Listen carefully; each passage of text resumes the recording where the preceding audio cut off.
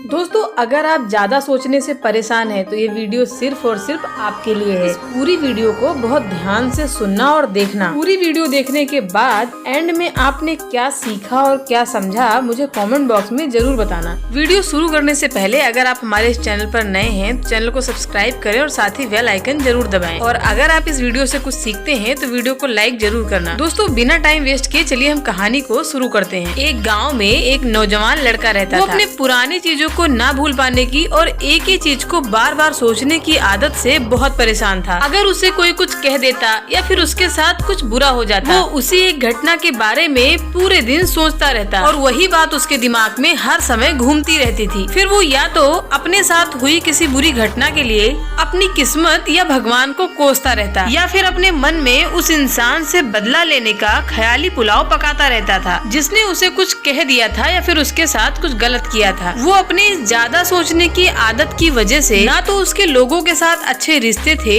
न वो किसी भी काम को अच्छे से कर पाता था। वो लड़का हर समय तनाव और मानसिक अशांति की स्थिति में रहता था। उसकी ऐसी स्थिति को देखकर उसके एक मित्र ने उसे बताया कि यहाँ पास ही गांव से थोड़ी दूर पर एक बौद्ध भिक्षु रहते हैं, तुम्हें उनके पास जाना चाहिए। वो तुम्हारे इस मानसिक समस्या का कोई न कोई उपाय जरूर बता देंगे। वो लड़का बौद्ध भिक्षु के पास पहुँच जाता है और वो अपनी सारी समस्या के बारे में बौद्ध भिक्षु को बताता है कि वो एक ही घटना को कैसे बार बार सोचता रहता है। लड़के की समस्या सुनने के बाद वो बौद्ध भिक्षु आश्रम के अंदर चले जाते हैं। उन बौद्ध भिक्षु का आश्रम के अंदर उठकर यूँ चले जाना लड़के को थोड़ा अजीब लगता है, लेकिन फिर भी वो वहीं बाहर बैठा रहता है और थोड़ी देर बाद वो देखता है कि वे बौद्ध भिक्षु आश्रम के अंदर से एक मिट्टी के गिलास में पानी लेकर चले आ रहे हैं और वे बौद्ध भिक्षु लड़के के सामने आकर खड़े हो जाते हैं और लड़का भी बौद्ध भिक्षु के सामने आकर खड़ा हो जाता है। फिर वे बौद्ध भिक्षु लड़के से पूछते हैं कि बताओ इस पानी का वजन कितना होगा। लड़के ने कहा, महात्मन, मैं एकदम सटीक तो नहीं बता सकता, लेकिन इस गिलास में पानी का वजन बहुत ही कम है। अब वे बौद्ध भिक्षु बहुत गंभीर हो गए और उन्होंने लड़के से कहा कि मेरा प्रश्न ये है कि अगर मैं इस गिलास को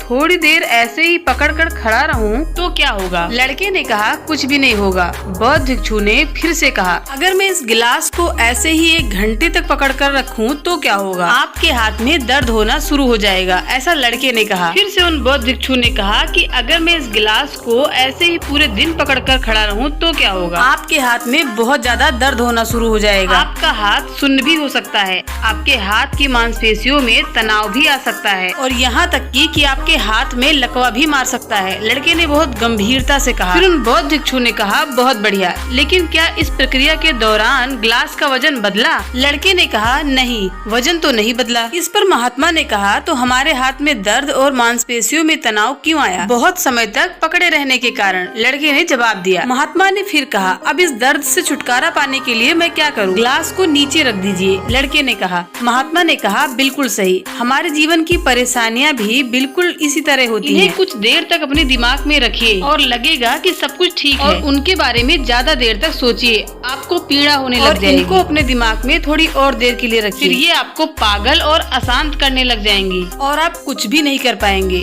बौद्ध भिक्षु ने लड़के की तरफ इशारा करते हुए कहा, अपने जीवन की पिछली गलती और घटनाओं के बारे में सोचना जरूरी है, लेकिन उससे भी ज्यादा जरूरी ये है उनसे सीख लेकर आगे बढ़ना। अगर तुम एक ही बात को पकड़कर बैठे रहते हो, ठीक उस गिलास की तरह ये भी तुम्हारे जीवन में दर्द पैदा कर देगा। अगर तुम आज अपने अतीत को लेकर बैठे रहते हो तो ये आज भी तुम्हारे हाथ से निकल जाएगा और तुम भविष्य में इसके लिए पश्चाताप करोगे। तुम अपने अतीत के लिए जैसा इंसान बनना चाहते हो या फिर जिन गलतियों के लिए पश्चाताप कर रहे हो, तो तुम आज से ही वैसा इंसान बनने का प्रयास करो। कोशिश करो कि तुम कोई ऐसी गलतियां न करो जिसके लिए तुम्हें भविष्य में पश्चाताप करना पड़े। इसलिए चिंता करना बंद करो और अपने आज के कर्मों पर ध्यान दो।